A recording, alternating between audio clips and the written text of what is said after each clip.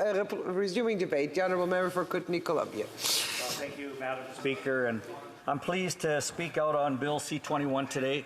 It is National Police Week, and today we stand with the women and men of the OPP, their families, their friends, who have seen 3 of their own shot, one of whom has sadly passed away. Since September 2022, we have seen 10 Canadian police officers killed in the line of duty. This trend cannot be allowed to continue. One soul taken is one too many. There is an illegal gun problem in Canada that needs to be addressed. Police officers go to work every day, leaving their families behind to protect Canadians, knowing they might not make it home at the end of the day. It is the responsibility of lawmakers in this House to do what we can to support and defend the police that protect us all. Unfortunately, this government is all set this week to point their ideologically driven legislative guns directing at law-abiding Canadian hunters, sport shooters, guiders, outfitters, farmers to solve the problem. That won't work.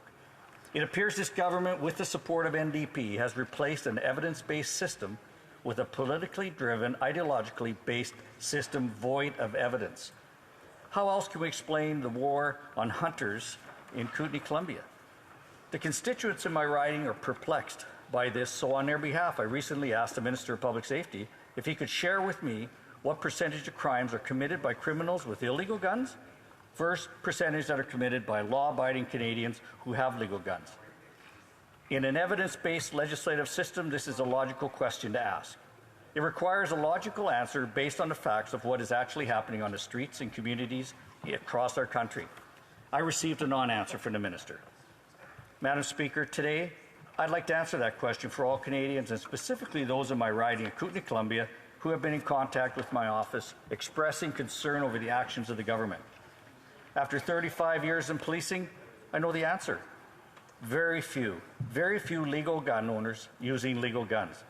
This is a truthful answer that the Public Safety Minister refused to provide Canadians. The fact and evidence around gun crime are inconvenient for this government, so they conveniently ignore them.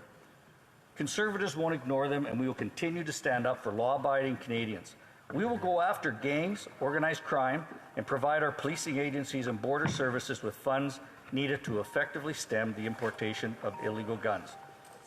Targeting hunters like Bill and Yak, who uses a legal firearm to put food on his family's table, will not solve the problem. Targeting responsible sport shooters like Ron and Selmo, who uses a legal, restricted firearm for sport, who competes internationally, will not solve the problem. Targeting hardworking farmers like Mike, who uses a legal firearm to protect himself from bears while out in the field, will not solve the problem. I agree we need to have gun laws, but the government is targeting Canadians who have legal guns. Why not go after the ones that have illegal guns, the criminals? Why not redirect the billions of dollars this government plans to spend on the confiscation program into education programs? Successful crime prevention, again not directed at lawful Canadians, but gangs and organized crime, starts with the youth, and we must continue throughout their lives. Education programs steering our youth away from gangs and organized crime can be successful when delivered at the right time.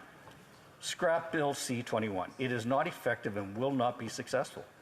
Once again, there's a fundamental difference in approach between the current government and this government in waiting.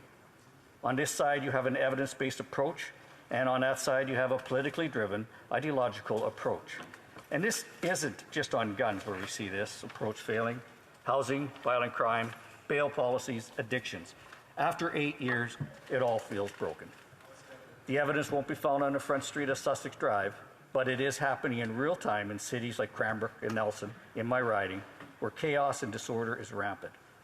Over the last 8 years, our communities, our people, our brave police have become less safe, with a 32% increase in violent crime and a doubling of gang murders. We need to immediately bring in tougher laws to address serious, violent offenders. We must end the catch-and-release bail system. We need serious sentencing laws to ensure violent offenders are kept in prison. And we need to support our police and give them the laws and tools they need to do their jobs and keep them safe. Several high-profile violent street crimes are in the news. These crimes are often committed by offenders released on bail or parole. This crime wave is causing Canadians to feel less safe taking transit or simply being out in their communities. Police associations, provinces, and other stakeholder groups have called for months for significant bail reforms, stricter penalties, and other measures to enhance safety. Just recently, a man in BC was given only 67 days in jail before becoming eligible for release after a violent random assault on a 70-year-old person who was on a bus. 67 days. Our communities feel less safe, and the government is doing nothing to stop it. Under current justice laws, mandatory minimums on some gun crimes have been reduced, and we see violent offenders released back on the street, sometimes the same hour they are arrested. The catch and release system puts everyone at risk. Canadians deserve to feel safe in their communities, and repeat violent offenders deserve jail, not bail. This government in waiting will bring back mandatory jail time for serious violent crimes that were repealed by this government, and will crack down on the easy access to bail in Bill C-75 that makes these tragedies more likely. We will bring in bail rules that will ensure serious, repeat, violent offenders remain behind bars as they await trial. We'll put the safety of Canadians first, and we'll do what's necessary to keep violent criminals, gangs, and organized crime, those who are perpetuating gun violence, where they belong, behind bars. I'd just like to take a moment and speak direct to my constituents. The government has tried few variations of Bill C-21, used legislative tricks and last-minute amendments. Each time, the Conservatives have forced them to be accountable to Canadians. However, the Public Safety Minister recently introduced new amendments to the bill to create a definition by which new firearms will be banned. The Minister also announced he will appoint a Firearms Advisory Committee that will determine future bans of firearms that are presently owned by law-abiding Canadian owners. It is expected that between these measures, most of the firearms previously targeted by their amendments last year, including hunting rifles, will once again be the target of future bans. The government passed C-21 through committee late in the night by heavily limiting debate on clauses and amendments. Let me be very clear. They haven't changed their ideology. They are simply changing their approach to this legislation that will allow them to decide, without consultation with members of this House, your representatives, which hunting firearms they will confiscate and which ones they will allow. The Prime Minister has already admitted that taking hunting rifles is his goal when he said, quote, "Our focus is now saying, okay, yes, we're going to have to take away from people who are using them to hunt." Instead of going after illegal guns used by criminals and street gangs, he's focused on taking hunting rifles and shotguns from law-abiding farmers, hunters, sport shooters, Indigenous peoples, and they have the support of the NDP. The new definition of firearms is to be banned is the same as the old one. It is safe to assume the commonly used hunting firearms targeted by the government this past fall will be added to a ban by the new government-appointed Firearms Advisory Panel. Ramming the bill through committee in the dead of the night is evidence this government wants to circumvent democracy, stifle debate, take firearms away from law-abiding Canadians without their knowledge. This ban is not about handguns or so-called assault-style firearms. This is about the government taking steps to confiscate hunting rifles. Canadians are wide awake to these tactics. Conservatives support common-sense firearm policies that keeps guns out of the hands of criminals.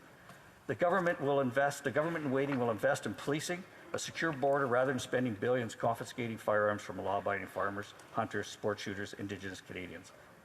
We will crack down on border smuggling and stop the flow of illegal guns to criminals, gangs in Canada. If this House is serious about returning safe streets to Canadians, we will vote Bill C-21 based on evidence, not ideology, and we will lay responsibility of gun crime and the lost souls at the feet of those responsible, criminals who use illegal guns. Thank you, Madam Speaker. Questions and comments? Questions et commentaires? The Honourable Parliamentary Secretary to the Government House Leader. Yes, thank you, Madam Speaker. I want to go back to the fact within the legislation there are some very progressive measures that are there. One of those being the ghost gun. We have police or law enforcement agencies that have talked a great deal about how this issue is becoming of a very serious nature, and they're looking for legislation. So within this legislation, we are attempting to provide that tool to law enforcement, and that's being well received. Madam Speaker, the question is what does the member have to say about that aspect? And then if he could just provide us some sense of why it is the Conservatives continue to say that this is legislation that's going to prevent people from being able to hunt, or to give that sort of impression when we know that's just not the case. The Honourable Member for Kootenay, Columbia. Well, I want to thank the member opposite for the question, and You might recall about 2 years ago I brought up ghost guns before the government decided to move on that. As I have family, friends, and many people who are working gang enforcement in Surrey and in British Columbia, and I brought that up and said that that's where we should be targeting, not hunting rifles. That was a few years ago, and now we're targeting it. So obviously that is the right step. We need to do that. But I think the other thing you've got to think of is now, if we put this through and an advisory panel decides to prohibit hunting rifles, then we're back right at square one. So to me, the bill has to be scrapped. Put that money towards something that's you're going to get something out of it, like education for children. Like, for example, giving the police more enforcement along the borders where we know how many 80% of the illegal guns are coming from the U.S. Put that money in towards something where you will get results. Des commentaires, questions and comments, l'honorable député. The honourable member for Abitibi Nunavut. Thank you, Madam Speaker, and I'd like to thank my colleague for his speech. However, I disagree with him about this whole question of ideology. This is a bill based on facts. The honourable member is quoting a lot of conservative disinformation. Hunting rifles are for hunting. They're not used in mass shootings. They shouldn't be. They are not included in the bill. Could the honourable member talk more about how he has interpreted the bill in this way?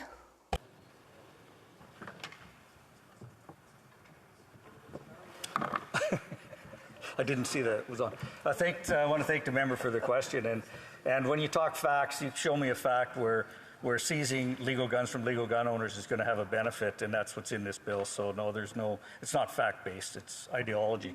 But when you talk about, what more could we do, or how do we protect not only hunters and our guiders, outfitters, and those that use rifles, but also sport shooters who are using handguns, who want to cross into the U.S. to compete internationally. I mean, that's just part of what we want to have as a conservative. Thank you. The honourable member for Calgary-Shepherd. Thank you, Madam Speaker. Perhaps many members don't know this, but that particular member is a long-serving member of the RCMP and specifically the I Division. So if anybody here is speaking from a place of authority, it actually would be this particular member who just spoke. So I wonder, would he expand on his personal experience as a police officer and his opinion on C-20, whether actually it will save the lives of officers in the future? Member for Kootenay-Columbia. Yeah, I want to thank the member for the question. What I'm looking for is, it's always results-based. It's what is going to actually work. It is failing right now what we're doing today with the serious crime, with the shootings, with the member deaths. What we're doing to battle crime, organized crime, gangs, is not working. And from my experience, change course. And we should be focusing on education programs for our youth, and number two, on enforcement on organized crime and gang activity, which means border crossing of illegal guns. That's where we need to start putting more money into that. Spending $1 billion on confiscation of legal guns is absolutely not based on any kind of evidence.